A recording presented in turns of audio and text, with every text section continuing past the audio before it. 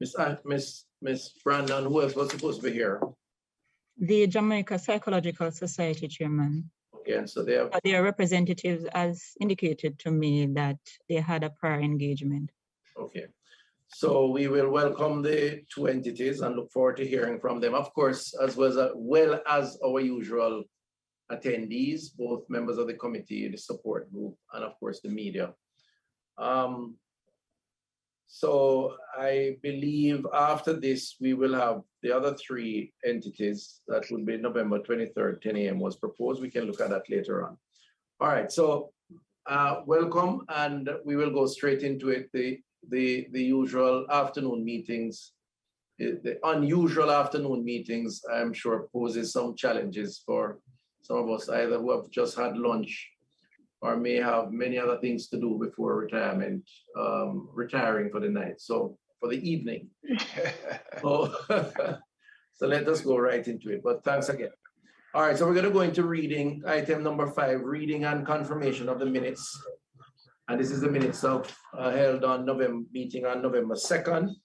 And the minutes should have been distributed. So I'm gonna take page by page, starting with page 1, which just records names and so on. So if there's any issues there, okay, no issues.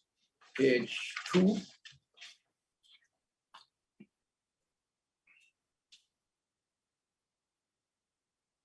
Page 3.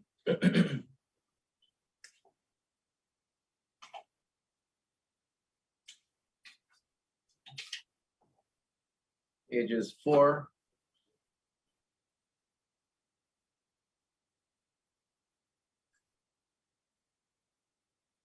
5.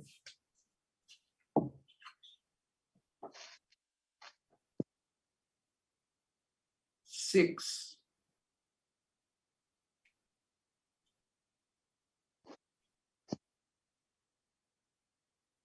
7.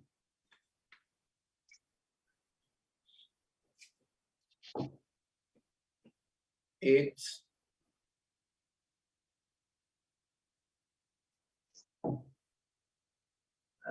9. And finally, page 10. Okay, if there are no matters, can I ask if there are no corrections for the minutes to be confirmed? Can I get a confirmation proposed? I so move. Okay, who is that? Sorry, I didn't see that. Senator Longmore. Oh, Senator Longmore, great. Seconded by AG Malahoo Fort, Member of Parliament with Central St. James. Thank you. All right, so we'll confirm and then we move now into matters arising from the minutes. The floor is open. Remember, of course, you use your raised hand feature on the platform. I'm checking as we go along to see if there are any matter arising that you want to address now. No. Okay. All right. So great. So we'll just then move into the presentations. And the first presentation on the agenda here is from Aston Center for Health and Society. I'm going to ask the representative to just introduce themselves or his or herself. And then you can, if you have a shared screen requirement, just indicate and go right into it.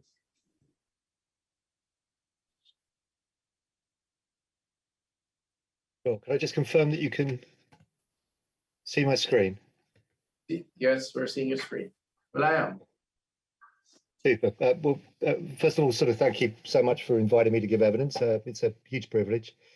My name's Gary Fooks. I'm the co-director of the centre, so the co-director of the Centre for Health and Society at Aston University, which is basically a research-intensive university in Birmingham in the UK. My research centres on the relationship between corporate activity and health, which of course includes the tobacco industry. And one focus of this research is on how corporations should be regulated, I suppose, in a way that is consistent with the broader public welfare. I've sort of published sort of quite widely on this. And this includes, among other things, sort of picking apart the strength of industry arguments against regulation, such as the proposed tobacco control bill. Would you like me to start the presentation? Yes, for sure. Go ahead. Super, thank you. So essentially, I'd like to focus on sort of four areas. First, the provisions in the bill aimed at limiting tobacco industry interference in public policy, which of course seek to implement Article 5.3 of the FCTC and the recommendations within its guidelines for implementation. And second, some of the arguments that industry actors have used in relationship to sponsorship, the product and ingredient disclosure provisions, and the relationship between point of sale advertising and the illicit trade in tobacco. I'd like to begin, if I may, with a few general observations about industry policy influence. And the first point to understand, and I'm sure many other people giving evidence have made this point, is that tobacco industry political influence is widely recognized as a key cause of weak implementation of tobacco control internationally. So it's therefore, of course, very important. A second general issue relates to how the tobacco industry seeks to influence policy. And here, the point to understand is that the techniques that the industry uses to influence policy are incredibly varied, they're mutable, and they've been consistently adapted over time to changing, if you like, political and institutional conditions. So what does this mean in practice? Simply that restricting some political techniques and not others still opens up policy development and, importantly, its implementation to industry influence. And the third general issue relates to the common industry refrain that the FCTC Article 5.3 guidelines are not mandatory. Now, in one respect, this is true. However, the guidelines do constitute a subsequent agreement under Article 31 of the Vienna Convention of the Law of Treaties, and therefore should be taken into account by parties in interpreting their legal obligations under Article 5.3. And here it's useful always to sort of consider the FCTC structure. It's basically a primary agreement, I suppose, outlining general principles, which are then particularized by detailed guidelines for implementation. And it's quite reasonable to argue then, particularly when taking into account comments in the guidelines which encourage parties to implement measures beyond those outlined, that effective implementation of Article 5.3 not only requires governments to adopt the guideline recommendations in full, but that this represents the, if you like, minimum necessary step to giving effect to the article. Now, in our view, the bill is largely good in how it seeks to control tobacco political interference, but, and this is the key point, I suppose, is that it will only curb some forms of industry influence. And it's sort of possible to identify four potential weaknesses. These relate to the provisions governing restrictions on government industry interactions, the transparency of interactions, conflicts of interest, and effective tobacco industry monitoring.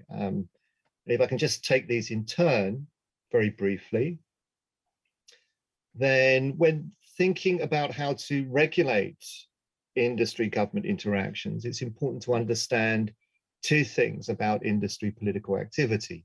First, tobacco companies commonly lobby through third parties.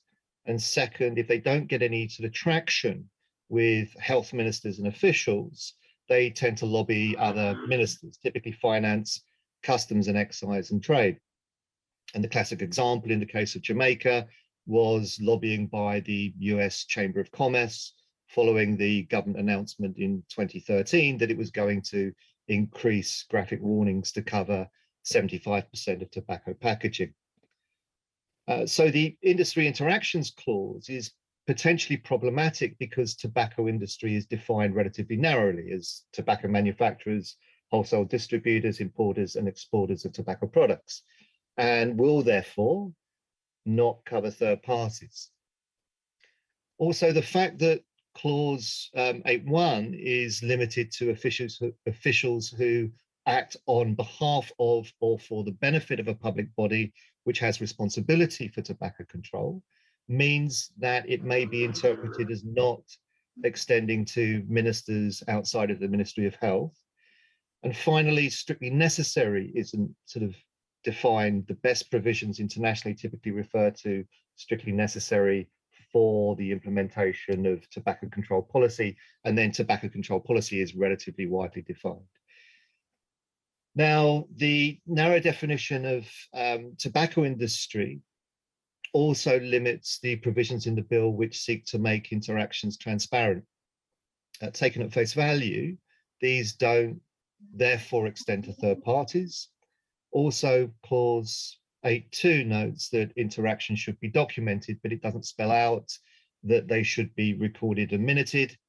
Other countries have introduced protocols, so the Philippines and Australia, for instance, which ensure all interactions are recorded and minuted, and importantly, that minutes of interactions are made publicly available for inspection. Now, moving on to clauses 9.3b and 10.1, which obviously create prohibitions on conflicts of interest. The limitation here relates to the fact that both clauses refer to persons employed with a public body, which essentially means that they don't cover MPs. And this sort of allows for political constituency building by the industry among elected representatives, which has proved to be a problem in, for instance, India and the Philippines, amongst others.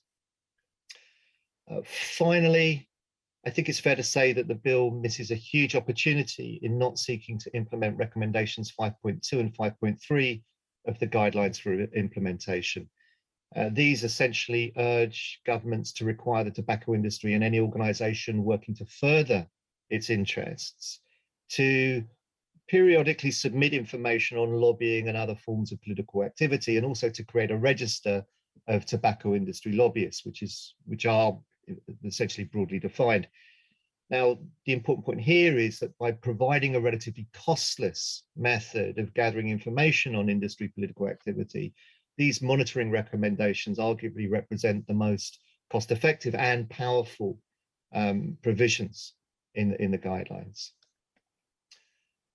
Now, on the issue of sponsorship, I note that sort of Carreras has made great play of the fact that it's supported 125 tertiary scholarships over the last 3 years to the tune of 30 million Jamaican dollars.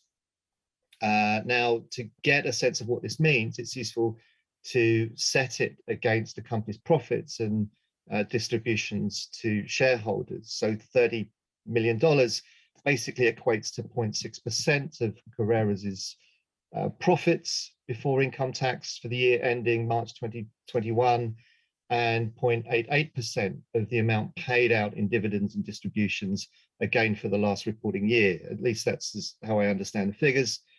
Now, by way of an aside, Carreras obviously makes a huge play of the fact that it's a Jamaican company, but of course it's majority owned by Rothmans Holding Limited, which is of course a subsidiary of British and American Tobacco. So this is money, so the sort of shareholder distributions and so on, is essentially money that's essentially extracted from Jamaica and the Caribbean. Carreras also maintains that it doesn't support scholarships out of any sense of gain to the company. But then I suppose the question becomes, well, why mention it? What we know from formerly confidential tobacco industry documents, and this has been subject to some of the research that we've done, is that these sorts of activities are explicitly political. They've been conceived and are used to produce political influence by, for instance, facilitating access to policy elites, building political constituencies, or with a view to producing what can broadly be described as symbolic or ideological effects. And these sorts of, so in the present case, the desired symbolic stroke ideological effect is to tie the company to national, social, and economic development, of course. And these sorts of associations always strike me as hugely contradictory. On almost every measure, the tobacco sector works against development. Smoking, for instance, reduces worker productivity through illness or early exit from the labour market. It's also important to recognise that money spent on tobacco is not money spent elsewhere in the economy. Where money isn't spent on tobacco, it doesn't disappear. It's simply sort of redeployed. Now, on ingredient disclosure, I saw that in his evidence to the committee that Raoul Glynn dismissed the proposals for ingredient reporting as imposing an unnecessary, unworkable burden. I also understand that Carreras has claimed that information represents commercially confidential material. I'm sort of quite surprised by this argument, given that many countries have equally strong disclosure requirements. Uganda springs to mind. And this is a sort of commonplace provision, really, of comprehensive tobacco control legislation. And it's therefore, I think we can assume, sort of perfectly workable. And it seems reasonable to my mind for a sovereign state to have the power to demand any information it deems necessary in respect of tobacco, which of course is a lethal product. Finally, on the display ban, again, Glynn, I think, reported to the committee, I've been watching the YouTube videos, that display bans sort of purely have an effect on the illicit product. So that was a quote, and that this had been seen in other markets. Now, again, I was surprised that he said that it had been seen in other markets, because I've seen no evidence to suggest this, certainly no peer-reviewed evidence. And more generally, and I suppose this is my concluding point, it's important, I think, to be cautious of industry estimates of the illicit trade. I've seen estimates, again, from Glynn, suggesting an annual loss to the public revenue of $2.1 billion.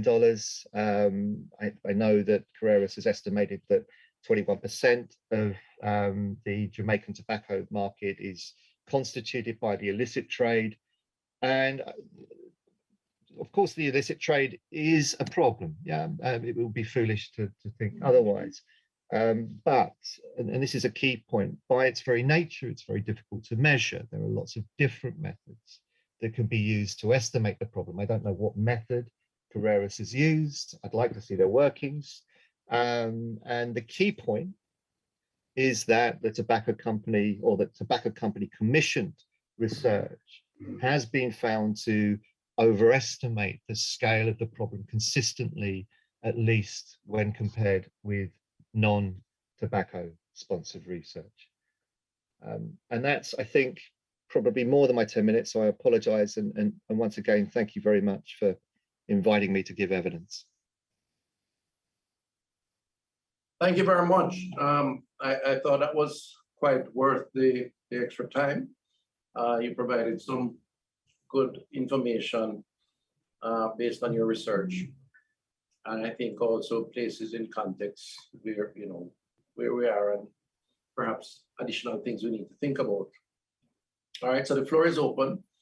I'm going to recognize Senator Allen first, since I see her hand up. Go ahead and comment. Thank you. Thank you very much, Mr. Chairman, and thank you very much, Mr. Fooks, for that presentation. I just have two things I'd hope that you could clarify or help me to appreciate. You made mention of the, I believe it's clause 9.2, which spoke to public employees, and that based on what you reviewed, that it does not include MPs. And I know this point has been a point that we have discussed ad nauseum in this committee. I'm sure you would have seen from the videos that you would have watched. And I think my understanding at all times, or up to this point, was that it implied, well, it shouldn't imply, but it included members of parliament. So I just wanted to get your view on that. The other thing is the measurement of the illicit trade, what you mentioned, and I take the point fully that the tobacco company is obviously going to their measurement could always be looked at differently. And so I wonder whether from your experience, your own observation and your studies, whether the measurement of the illicit trade is anywhere near to or what it might be in your estimates from what you have seen so far, whether in this jurisdiction or any other that you've referenced, Uganda, and I believe another an Asian country, I don't remember which one it was that you mentioned. If you could just point to some of that information, it might be useful to appreciate. Thank you so much, and thank you, Mr. Chairman. Thank you, Senator Allen. Okay, so I'm going to have to just very quickly get up the definition of a public body to answer your first question. My understanding is that it doesn't include, let's find it. It doesn't include MPs. Where is it?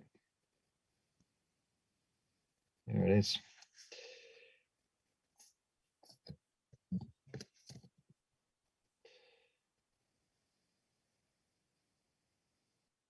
Okay.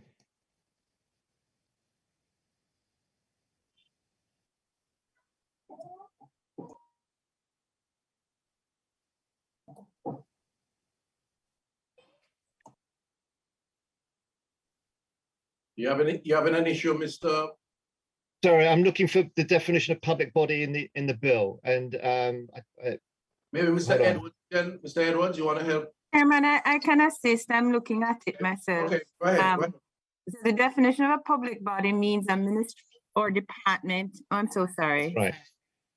Ministry or department of government, including a statutory body or authority,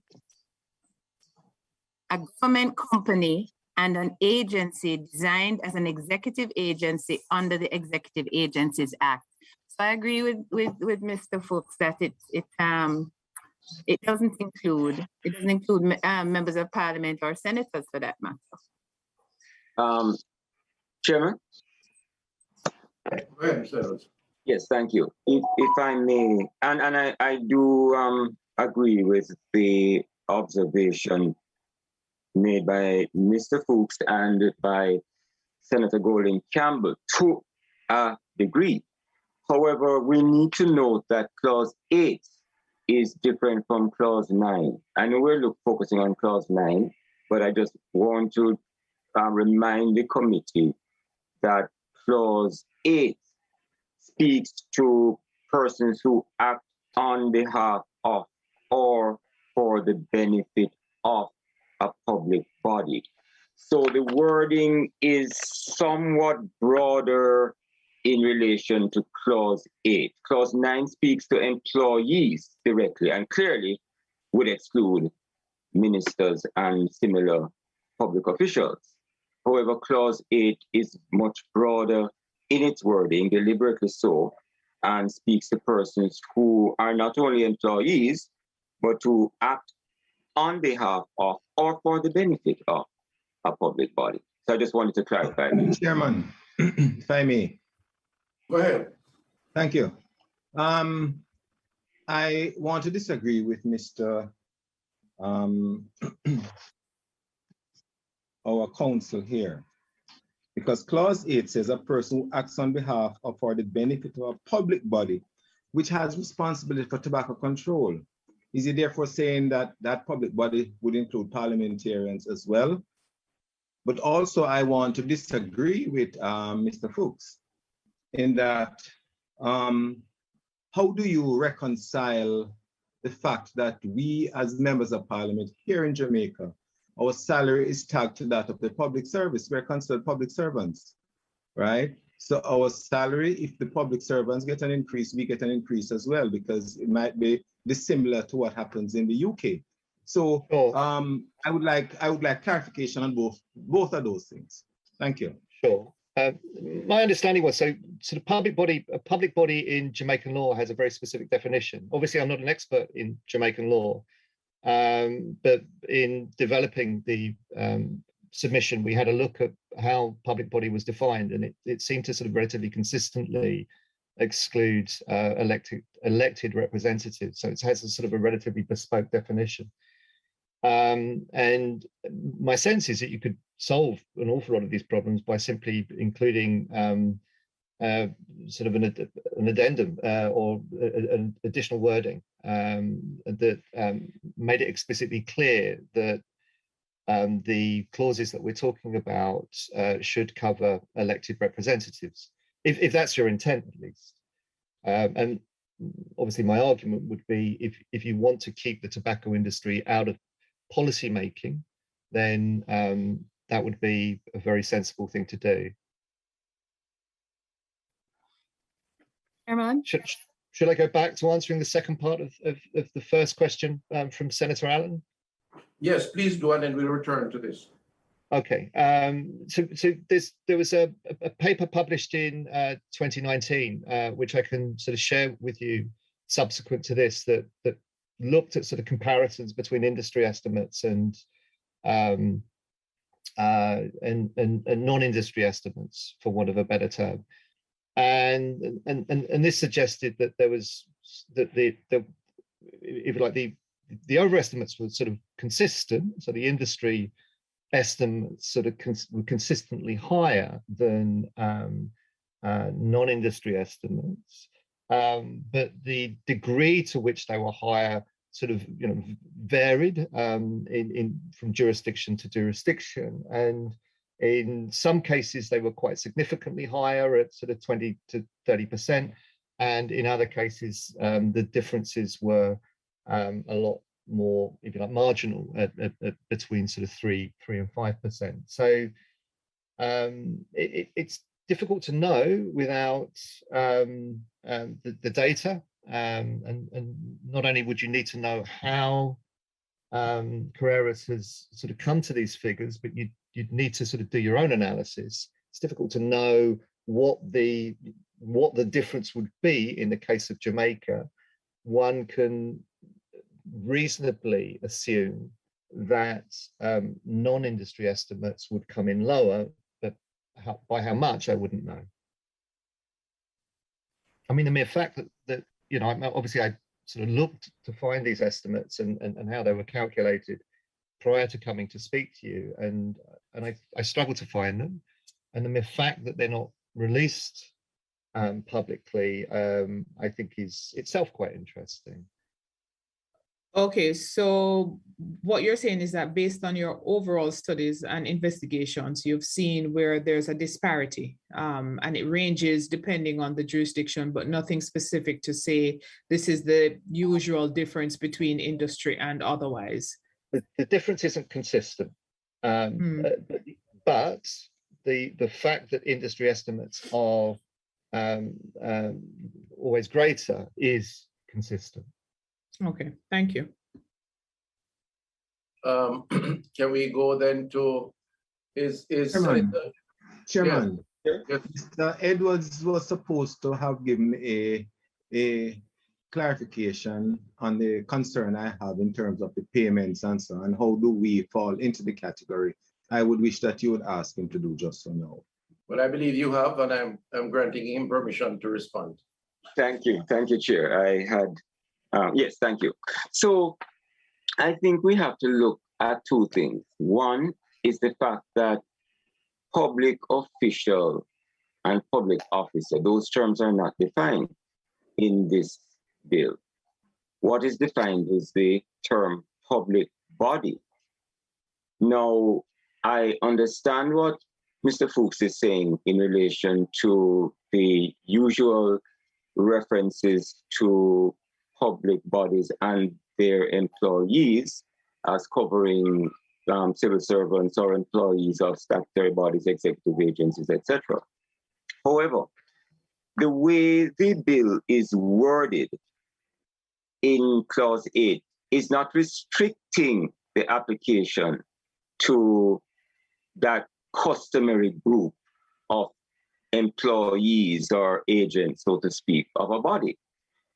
It is speaking to any person who acts on behalf of or for the benefit of a public body. And I should say that this falls squarely within the recommendations coming out of the guidelines that Mr. Fooks and others have referred to, the guidelines for the implementation of Article 5.3.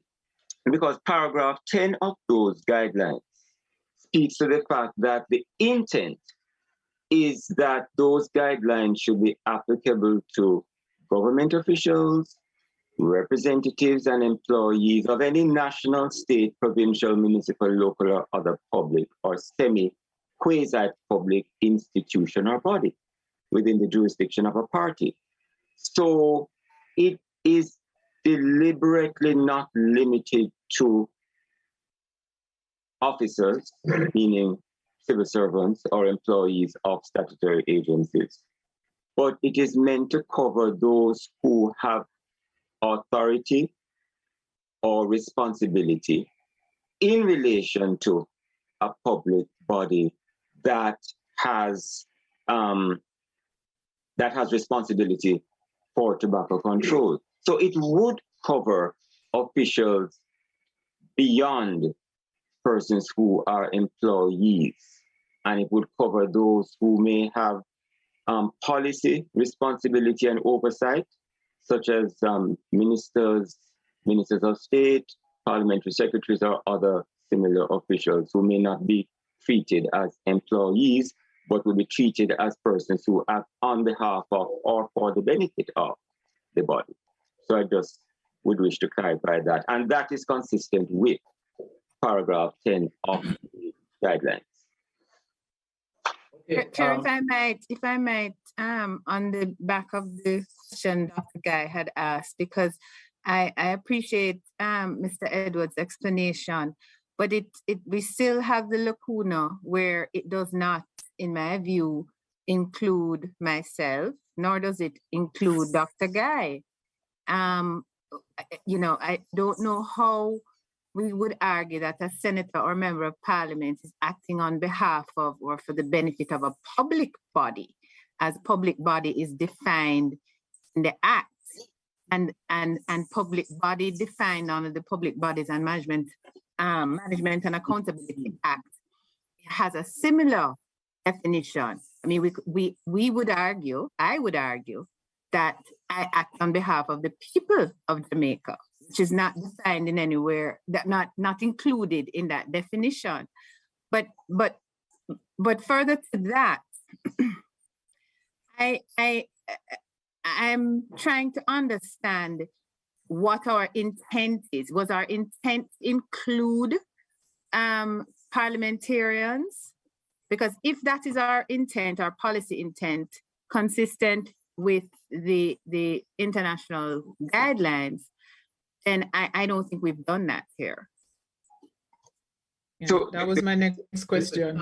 Mr. Edwards, this is where I wanted to go, if I may, which is to determine the intent, and then based on that intent, to make it abundantly clear. So if we need to clarify or add to, then we do that. Because I saw your, and maybe I'm mistaken, but it appeared that you were struggling a bit to explain the connection. And I would not want to do that to the public, or indeed the implementers of policy or law in the days and in the years to come. We have an obligation to ensure that the law is transparent and clear, and that it is understood. So what's the intent? I think Senator Golden Campbell is very correct. What's the intent? And can we ensure that that intent is manifestly clear? And Chairman, if I could just apologize, I've been mistering Dr. Fooks, and I think I might have begun the trend. So I apologize for dequalifying you in this forum, Dr. Fooks. It really doesn't matter. Oh, wow. Thank you. Thanks for that, Senator Golding. All right, so Mr. Edwards, you want to clear that up for us? Yes, well, the other thing is that what I would say is that it is broad in one sense and restricted in another sense, clause 8. It is definitely not intended to cover parliamentarians as a category, and never was. In fact, the wording of this provision is not even covering public officers broadly. It is focused on those who would have policy responsibility, and therefore those who would be likely to have influence in the development of policy in relation to tobacco control. So it would not be a broad brush application to parliamentarians, senators, or members of. What is the sort of benchmark precedent on this? Because it appears to me that if you're going to hold, should I say, second and third tier layers of the public bureaucracy accountable, why would you allow or not allow some sort of guidance to those who are likely to be proposing the policy in the first place? I mean, I'm not assuming here anything, and I know there's always the perception around, all sorts of issues around public servants at the highest level, the policymaker. But I'm just trying to appreciate a rationale as to why. I don't know, Mr. Dr. Fooks, maybe you can help us with what the sort of global best practices are, and then we can. Thank you. I was going to. We seem to be mixing quite a lot of points, because there is an additional issue which is potentially more important, and that is that, as written, certainly clause 8, for instance, and this is not the only clause that this sort of issue comes up, but it's perhaps a key clause. As sort of written, it may be interpreted only to extend to officials within, if you like, ministries of health or related to health or working broadly within health, and not officials working in other ministries or other departments in respect of whom the tobacco industry typically lobbies. So as I sort of mentioned in the presentation, sort of trade ministries, customs and excise, and finance. The sort of strongest provisions are typically sort of held up to be those followed by the Australians in the Philippines, and interestingly Mongolia, which takes an incredibly broad brush approach. But the Australian system is sort of highly codified and makes it clear, as does the Philippines system, makes it very clear that it extends to all sort of public officials, essentially, who may be involved even remotely in the development of policies that are relevant to tobacco control. So they don't necessarily have to have a responsibility for tobacco control, but they may be involved in some way in the evolution or development of policies that are relevant to tobacco control. And that's an important distinction, I think. So there are other countries that tend to sort of take a, if you like, a more ambitious approach. And what you find is that early adopters of Article 5.3 tended to take a relatively narrow approach, and then folk like me and others would say, well, this is too narrow because the tobacco industry are simply venue shopping. They'll go elsewhere if they can't speak to a minister of health, for instance. And then what seems to have happened is that subsequently, so more recently, countries have introduced this sort of broader brush approach to restricting industry government interactions. Sorry, that was a bit wordy, but is the thrust of the point clear? Yeah, I mean, I think I understand what you're saying. So who was that, member Guy or Mr. Edwards? No, it was. Okay, go ahead, Mr. Edwards. Yes, I think we also need to remember that we're looking at two provisions. There is clause 8, which is the one that speaks to documenting activities in a detailed manner and ensuring transparency. So there's a higher, I would say, a higher level of reporting obligation in relation to that provision. And it does not apply, and as worded, it is not intended to apply to parliamentarians broadly, but is intended to apply to those who are involved in the development of policy for tobacco control. Because a broader provision is Clause 9, which is the one that prohibits partnerships, endorsements, agreements in relation to the broader public service. And that's not restricted to persons who are involved in tobacco control policy development, but is intended to cover any public officer. So that's Clause 9.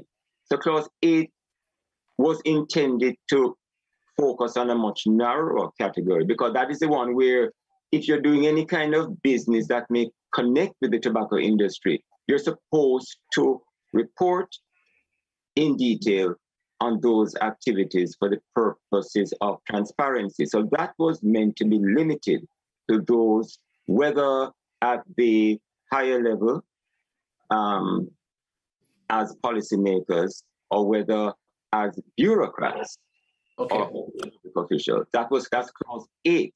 It was not intended to cover Parliament. So what I'm going to ask you, Mr. In the interest of time, sorry, Mr. Edwards, is to... No, Chair, I wanted to seek a clarification. I don't want you to... On this issue? On the same Clause 8. Right. And why I'm going there is that Mr. Edwards indicated that it was meant to be as far and wide as possible. And with respect, Chair, I did not say as far as wide as possible.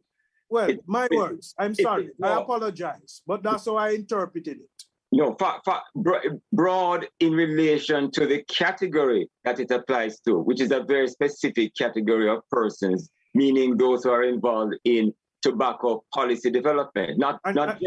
My question is whether or not, Chairman, we can define those who would fall under that rubric. Because I'm looking at it and you may have a situation where the public body that has the responsibility for tobacco control may seek to utilize outsourced services in the formulation of any such control. Now, are you saying to us that those associated with that outsourced services in the furtherance of these controls can fall under that rubric? Most definitely. If they're acting on behalf of the body, yes. If they're an agent or representative or acting with some authority of the body, most definitely. And you see, my concern is that it's a question of interpretation without the clarity being expressed in the particular clause to demonstrate the intent. And I'm wondering whether or not we can amend it to have that type of clarity. So, go ahead with your point, Mr. Edwards. To you, Chair, clarity is always desirable. So if it is helpful to have a further expansion of the text to specify or to indicate the types or the scope of persons that is intended to be covered, then I am sure the committee would welcome the guidance that we would give. Yes. So this is where I'm going. I look forward to that, Chair. Just to conclude on this particular segment, I'm saying to Mr. Edwards, please asterisk this particular point, because we will have a conversation post these contributions, and do a little background on it for me, please, and try to see what options we can explore when that time comes to finalize as it relates to this. But I take the point. I think it's an important point that we are making. And I think the principle of clarity is what should guide based on the intent, based on what we're trying to achieve. All right. Any other comment to Dr. Fooks? Any other comment? Chairman, I have one question. Right. And I don't know if Dr. Fooks will be able to answer this, but are you aware, Dr. Fooks, any of the jurisdictions that have implemented tobacco control legislation, and I know we may be in very early days, have there been any prosecutions under those pieces of legislation, certainly in respect of the type of provisions reflected in our Clause 8 and Clause 9? Are you aware of that? I'm not, no. So yeah, that's a short answer. Okay. Sorry. Okay. Thank you. Sorry. Chairman, just one question for Dr. Fooks. Disclosure for those, you made reference to some countries, some jurisdictions that require disclosure in terms of the ingredients. Can you just remind me? Sure.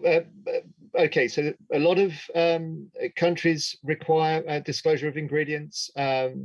If you like an example of a non-high income country that has relatively robust reporting requirements or disclosure requirements, then Uganda is a useful example. I think Panama as well is a relatively good example.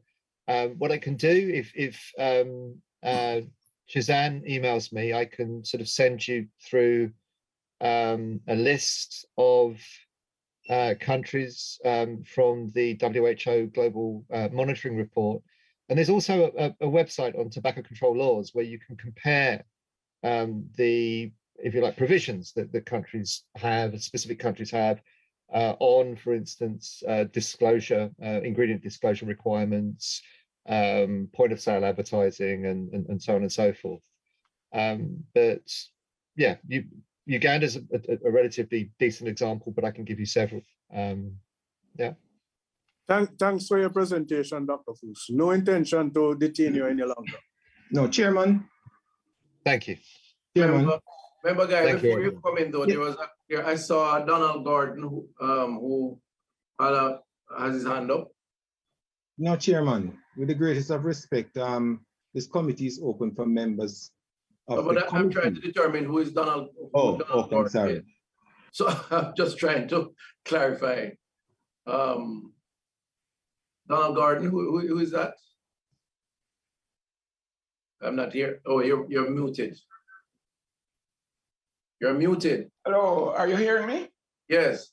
Yes, I am Dr. Gordon. I'm the president of the Association of General Practitioners. Okay, so you're sorry. Okay, welcome. But your presentation is yet to come. So no, just a question I wanted to ask. No, but I don't think Okay, you all right, can okay. participate. When your time comes, then you will be given that opportunity. Thank you very much, though. Sorry. Okay, go ahead, member guy. I was just trying to. Well, I couldn't, Chairman, thank you, and thank you, Dr. Gordon. I couldn't recognize you at all. All right. Chairman, there's one other question I want to ask Dr. Fooks before you have him take lead. You mentioned in his initial presentation, as it relates to restriction of industry and government interaction, that the bill has not gone far enough. And he used the fact that we have omitted members of parliament, whether it is the lower house or the upper house, as persons who are exempted from it. I just want to know from him, what other areas does he think that our legislation could do to make it better? In relation to the restriction of industry and government interaction. Sure, I would make it clear that the provisions relate not only to the tobacco industry as it's defined in the bill, but also those working to further its interest. And in that way, it would cover third parties. And that's because the industry typically lobbies through third parties where, if you like, its direct employees are not given access to ministers and government officials. So that's one thing I would do. The other thing that I would do is I would make it absolutely clear that the restrictions on interactions and also the transparency provisions should take an all of government approach. So they should apply to officials working in finance departments, customs and excise, and trade, insofar as their work is relevant to, however remotely, tobacco control policy. As it's currently worded, the clause talks or refers to officials or employees who have a responsibility for tobacco control. And that can be narrowly sort of defined or understood to relate typically to people in health departments as opposed to people across government. As I indicated earlier, those countries with the strongest provisions make it crystal clear that the transparency provisions and the provisions that relate to restrictions of industry government interactions apply across government.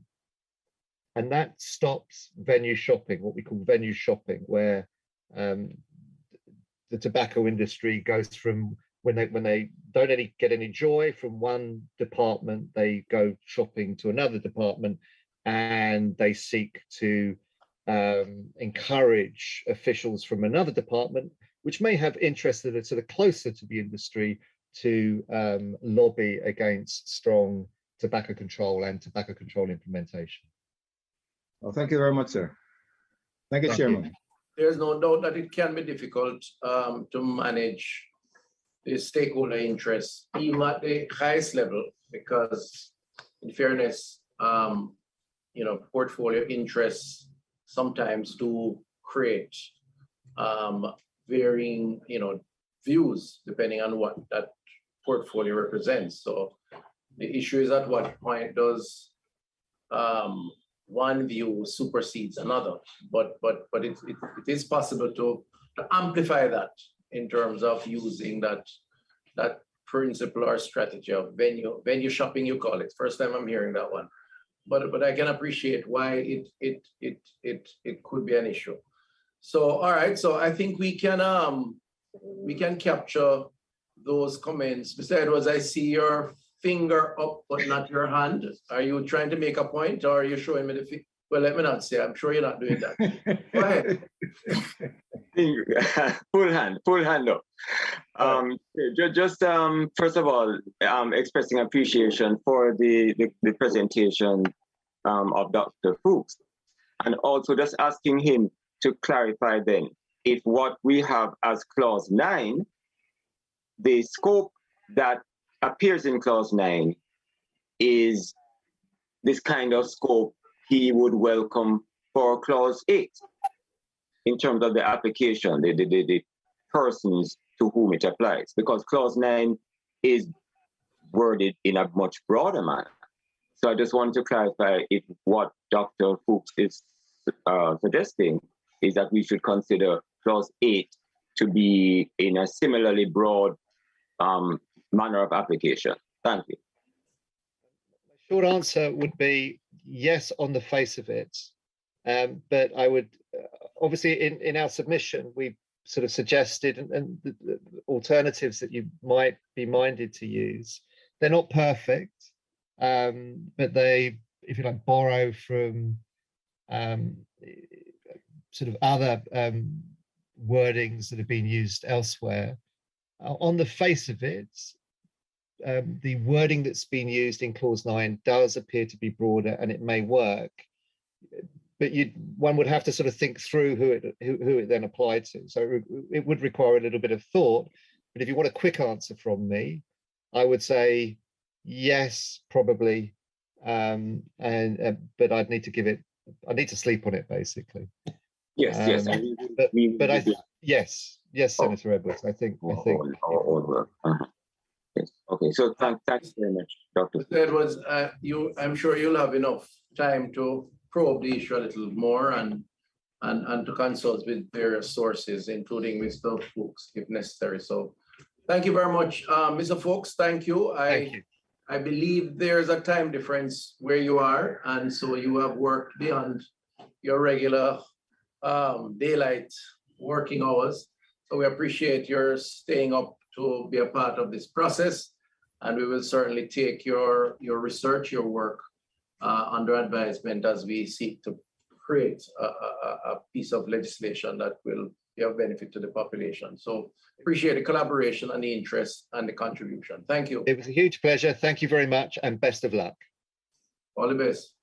All right, thank you very much. I thought that was an interesting conversation, discussion, and presentation. We're going to go now quickly to the next presentation, which is the Association of General Practitioners of Jamaica. Mr. Gordon, is it Dr. Gordon, right? Dr. Gordon, you now have the opportunity on the floor to make your presentation, and in the same breath, maybe ask the committee any questions that you may have through your presentation. Go ahead. Thank you.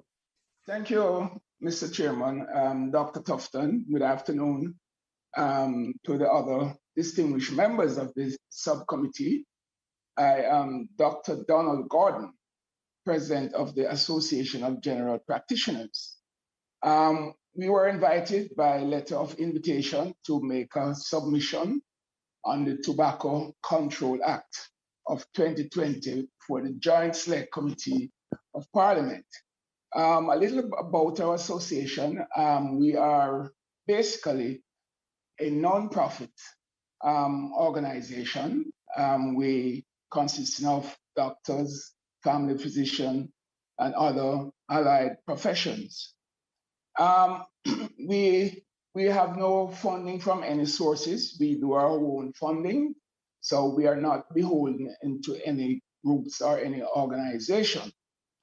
Our main aim is the welfare and health of our members, and we also act as guardians for the health of the general public, and we also do education of our members in terms of continuing medical education and also in terms of serving the public. Our main aim, our main interest in the bill is FCTC Article 614. The focus of the association in this bill is centered around Article 614, and that speaks to education, communication, training, and public awareness.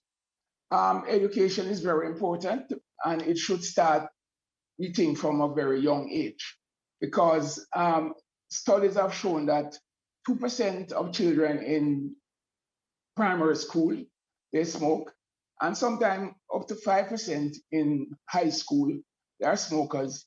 And as they go on to college, it can go on to 10 to 15%. So there is a lot of scope for education in terms of making smokers or potential smokers be aware of the dangers of smoking.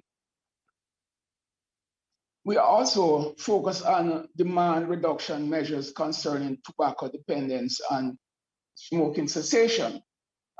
This is one of the thrusts of our presentation in terms of demand reduction, because if we can lower the demand for the smoking of cigarettes, that would go a long way in terms of improving the health of the society and also lowering the cost to government in terms of what it costs to repair the health and repair the damage done by smoking.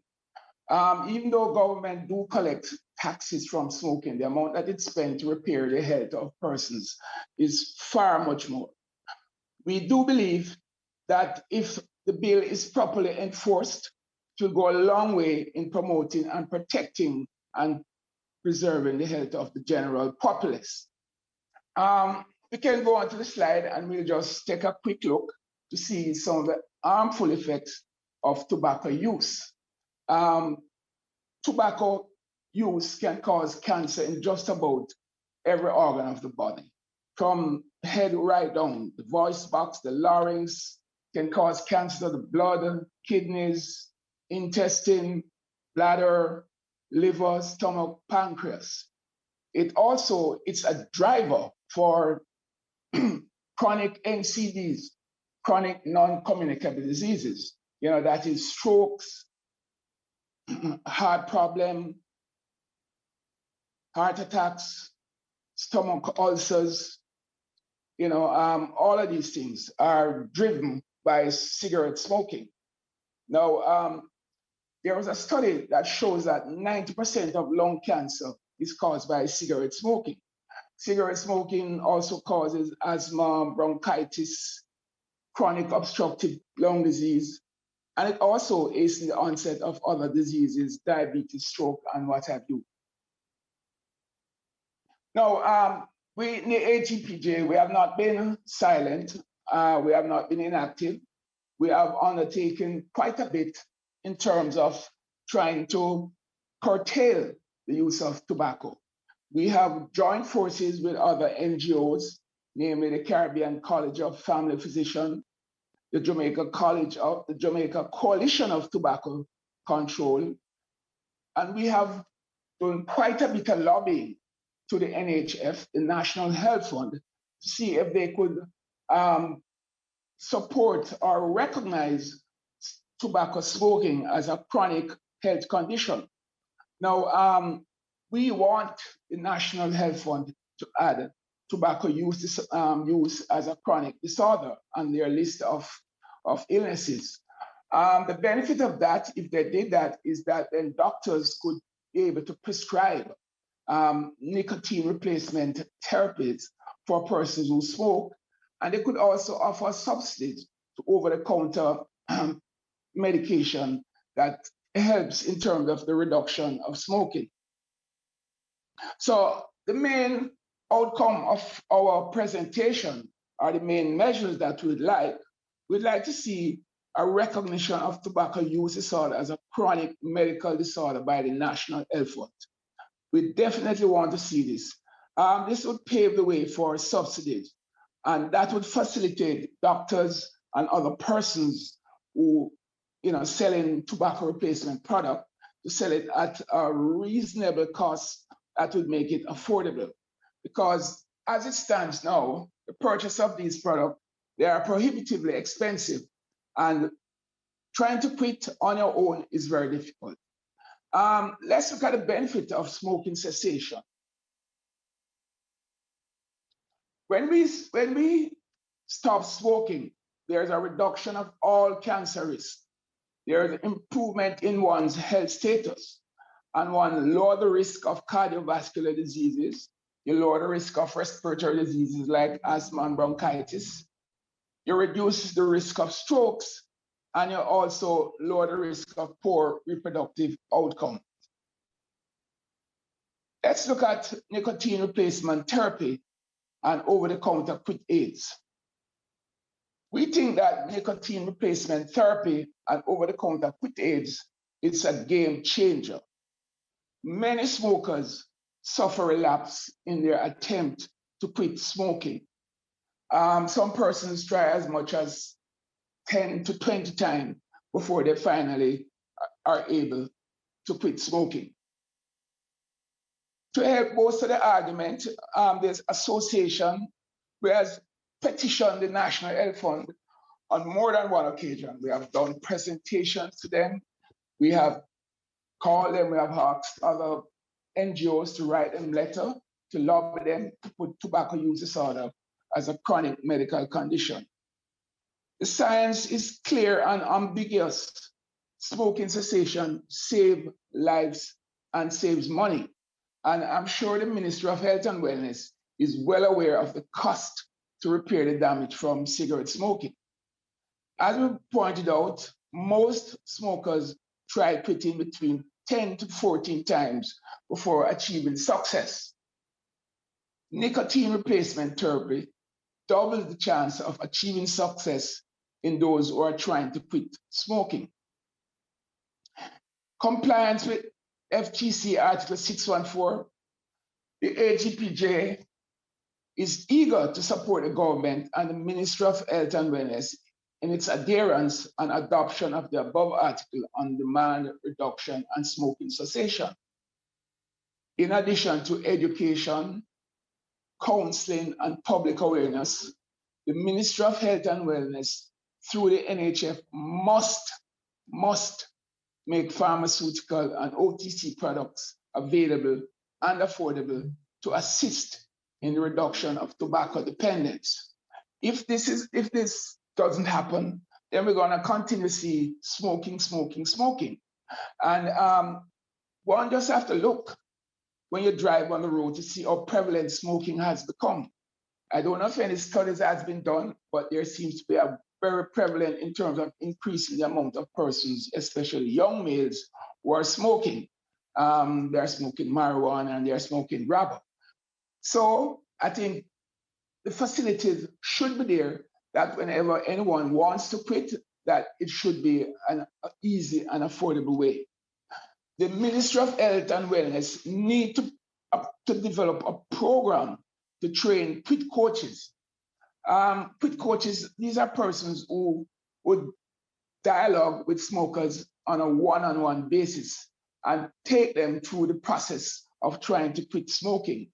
And they could also, and these quit coaches could become a part of the ministry or the public health system, because when you look at the drive of NCD and what smoking plays, the cost to have these coaches would be minuscule in terms of what it costs in terms of the public health disaster.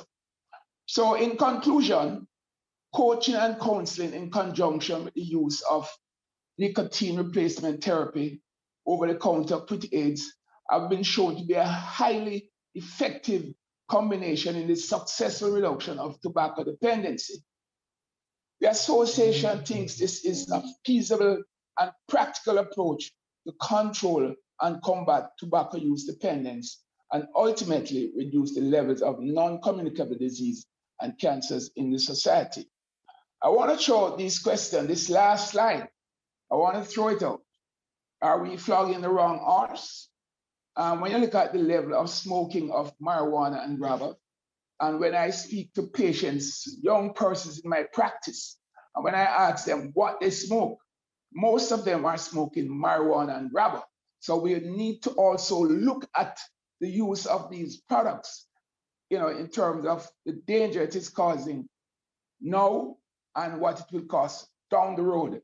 We need to stop smoking tobacco, but we also need to look at this problem that is arising.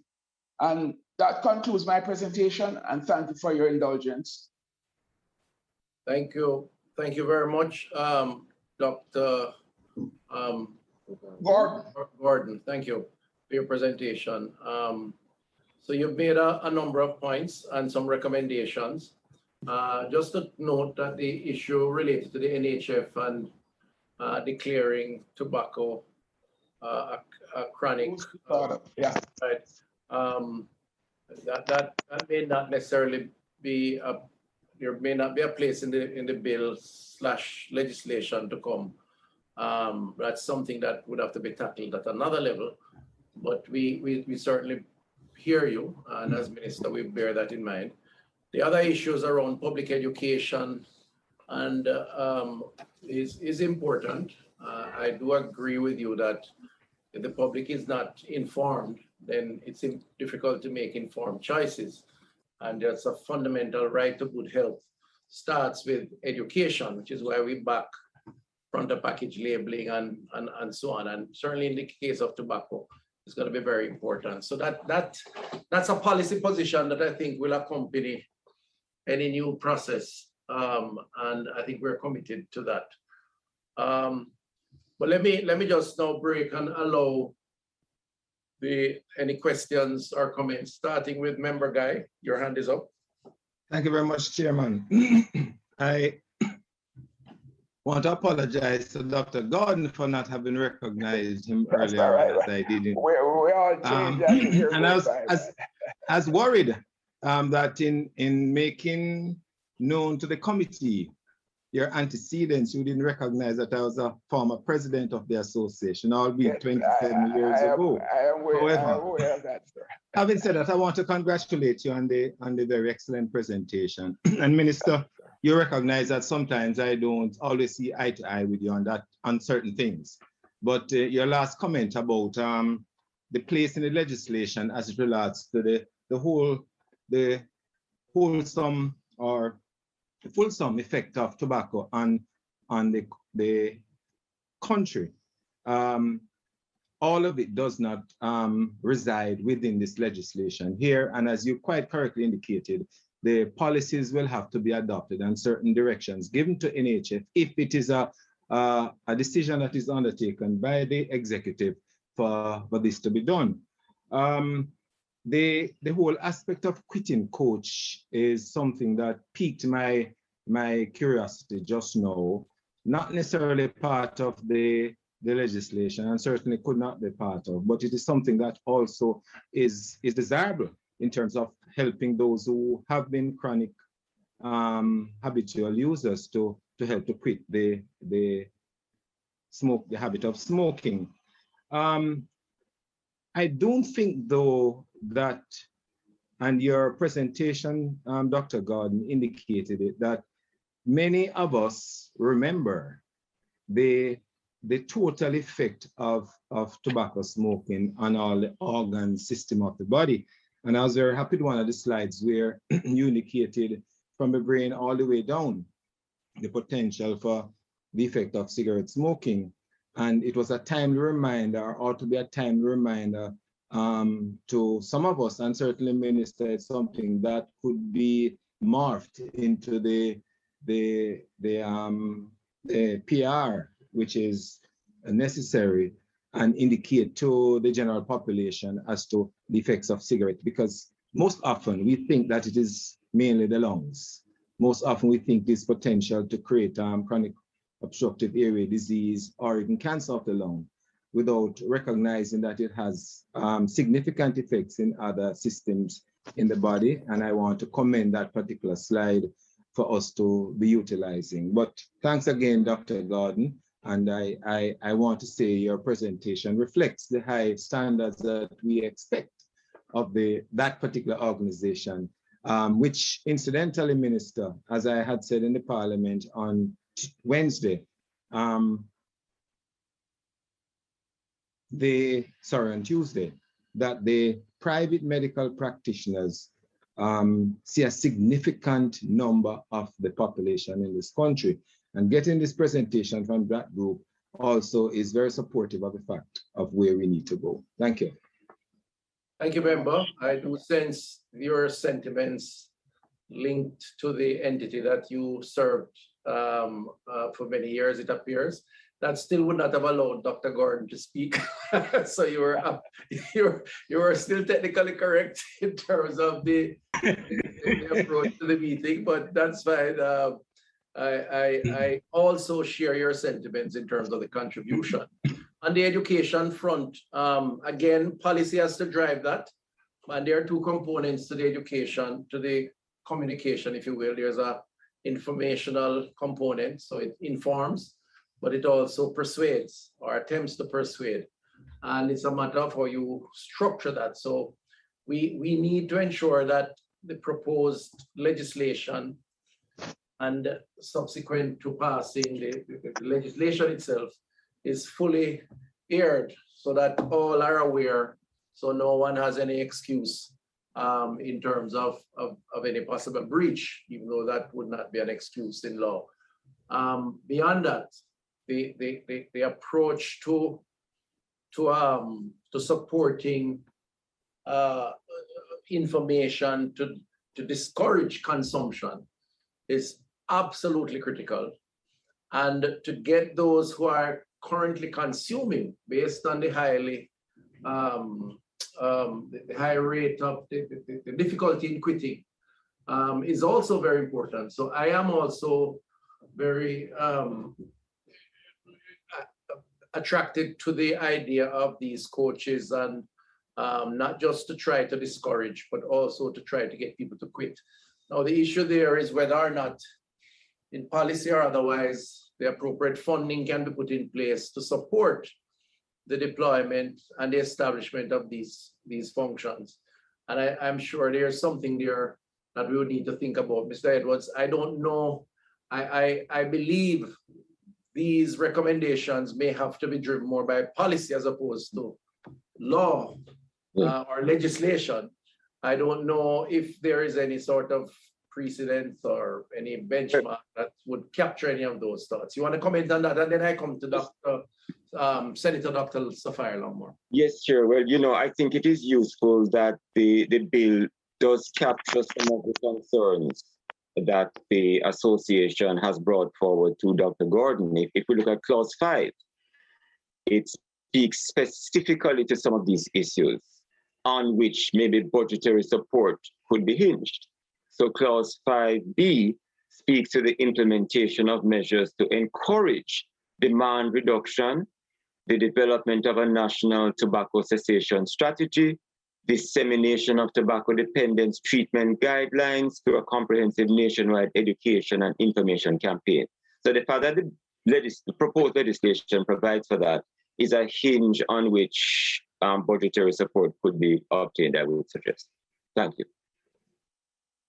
The specifics of that could flow through policy Yes.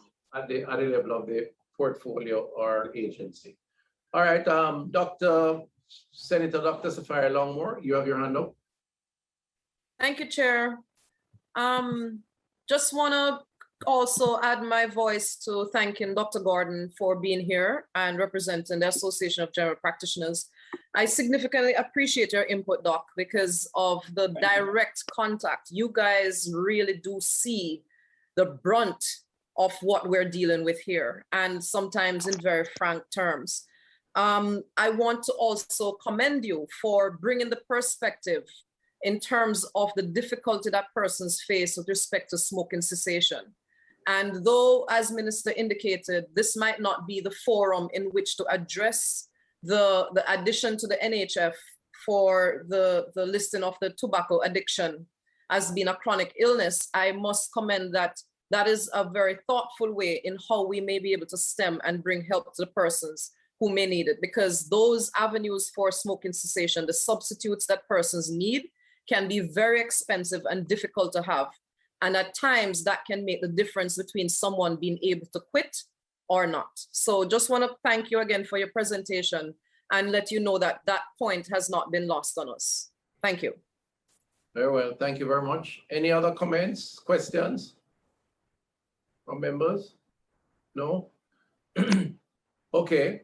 Thank you very much, Dr. Gordon. Thanks for Thank you, Mr. Chairman, and thank members for your indulgence in listening. Thank you much. Thank you very much. And we will take the information as part of the education program. Appreciate it. Okay.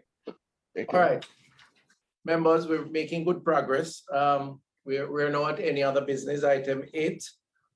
Is there any other business that you want to mention coming on what we have discussed or before or going forward? Chairman. Yes. I think there was a decision taken as to the next meeting. A proposed, yeah, proposed. Yes. So it's Tuesday, November 23rd. And this should be the final meeting with the final set of submissions. And we're trying to do so to, close off the calendar year.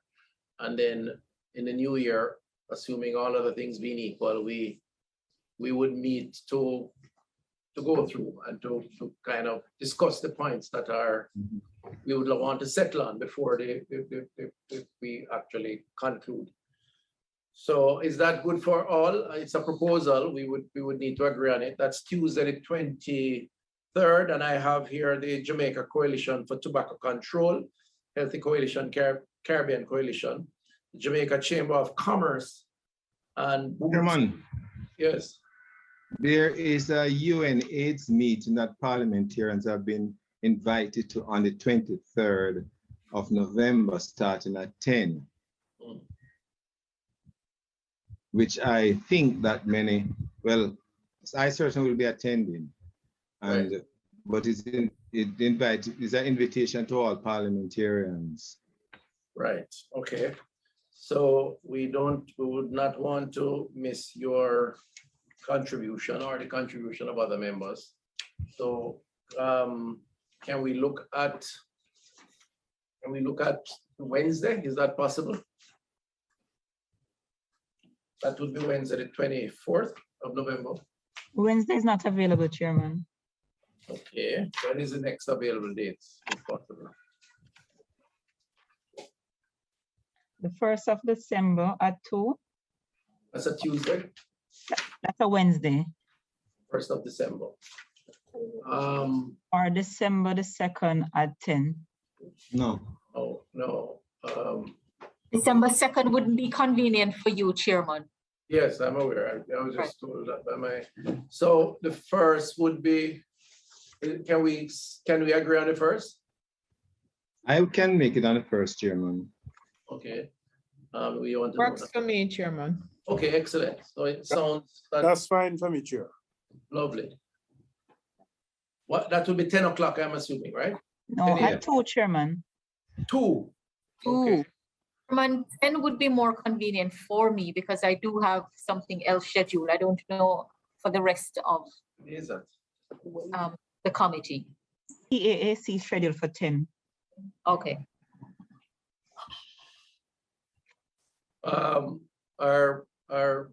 What says the committee, Madam?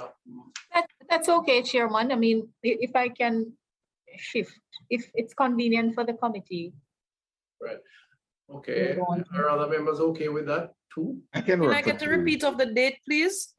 That's the 1st of December. Oh, okay. That's good for me. Okay.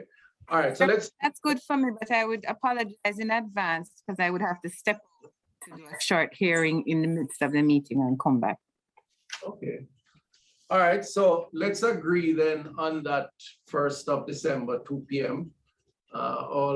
It seems that we have a consensus around that. And then we take the 3 items, the third being Booth to Go, Mr. Wayne Booth. I'm not sure if the Jamaica Psychological Society is still able to present. I mean, if they are, then we could try and accommodate them and keep the presentations. Sure. Quick, we'll follow up, Ms. Brandon, still follow up and just give them that option for me, please. To invite them on the 1st of December? Yes. Okay, Chairman. All right. All right. So we agreed to that, the date for the next meeting. And then it's just left to me then to ask for a move to adjourn. Thank you very much for your time and effort. I thought the 2 presentations were good and quite informative. And I think all of this is bringing greater clarity to what we need to do. Thanks for the interest and the contribution that all have made. Can I get a? So moved, Chair. Thank you, Member Good, Guy. Chair.